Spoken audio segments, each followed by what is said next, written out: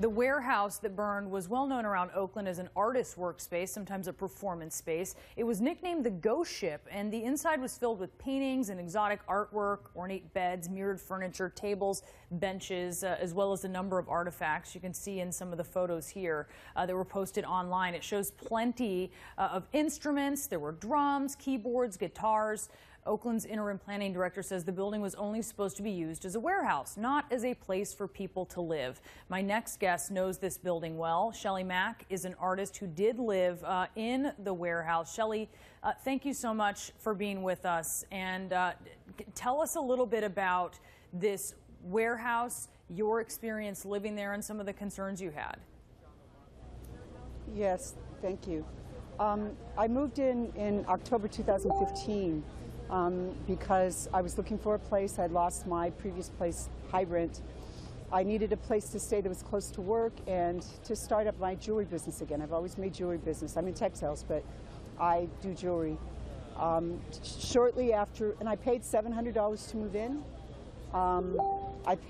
When I moved in, they told me I needed to pay another $700 toward fixing the place up, fixing the electricity, fixing it up to be legal. Well, not legal. They didn't mention legal at the time. Shelley, let me just stop you real quick. When you're saying they, you're talking about the couple who operated this sort of Derek Ion co-op? And his wife Micah. Okay. Yes. Yes. Okay. And so you were renting out what? You were renting out an RV? I was renting out an RV. Yes. But it was inside, right? It was inside the building? Inside. That's correct. Okay. Okay, so tell me, so then they tell you that you need to pay $700 more for repairs because obviously the conditions were not great. What were the conditions like when you're talking about bathrooms, electricity, heat? We had one bathroom which was in bad repair, so it was to go to fix that bathroom, to install another bathroom, and to fix up the place so that it was clean and, habitable. It was really rough, and they sold a dream that we're all going to get together and do venues and collaborate as artists and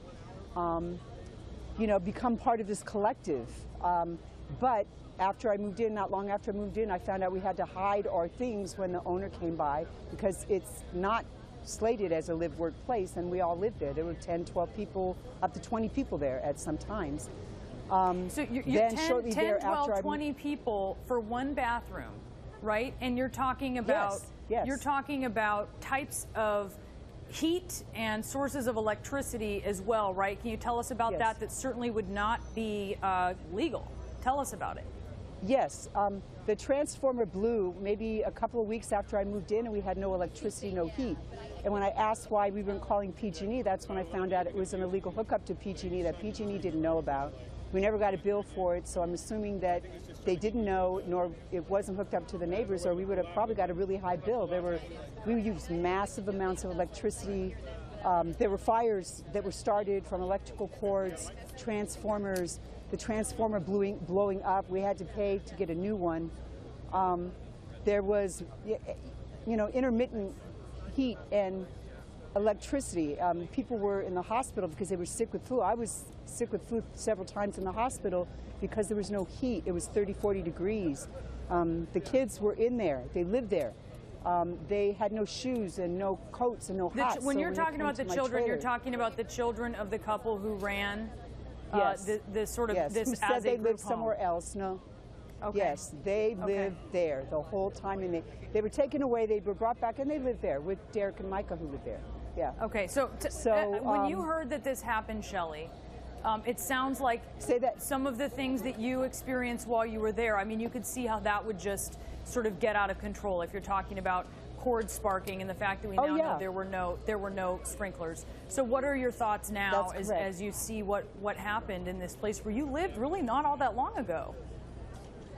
Yes, that was the last place I lived. So when I saw that there was a fire, my daughter-in-law posted it on Facebook, and I saw there was a fire, and I didn't recognize the building, and I scrolled down and I saw the address, and I knew what it was.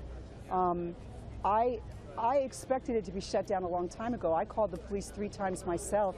They escorted me out of that place when I was living there, so they were in there to escort me out. The police were there like every single week when I was there, more than one time in a week. I called them 3 times in 1 week myself. There were several police there that Derek and Micah all knew on first name. They were there on a regular basis, I called them, explained everything when I was leaving. They suck people in. The people that don't go along with what's going there, they ostracize them. They would turn my heat off. They would block me from the bathroom. Shelley, you're saying the police escorted you out when you left? Is that who escorted you out when you left? Yes, they escorted me out. I told them I needed. There were 2 policemen at the time that they escorted me out. They came inside and had to watch because they had threatened my life. They had pulled guns on me there. So they knew. I told them everything. Who pulled a gun on you, Shelley? Oh, one of Derek's friends. And there's a police report. Everybody called the police. So you were sure the police were well aware that this was a residential space that should not have been one? Yes. You have no doubt. Yes. This would have been months ago, right? Would this have been when, the spring? 2 years ago. They knew 2 years ago. They could have stopped it then. I told them. Everybody was telling them. Everybody they kicked out told them. But you said you moved in October of 2015, right? 2014. 2014. Okay, so this would have been sometime in early 2015 that you had an escort out by police. That's correct. I left early February, and I took pictures of all the violations. I just gave up when I left because they threatened me. They threatened my kids. The police weren't doing anything. Housing, nobody was doing anything. CPS was in there all the time. Nobody did anything, and that was 2 years ago. So I'm sure that they've been there since. This guy's a criminal. He's not just an addict. He's a criminal. And we are going to see how this plays out with a criminal investigation. Shelley, thank you so much. We really appreciate you being on with us and giving us some insight to what the conditions were like inside.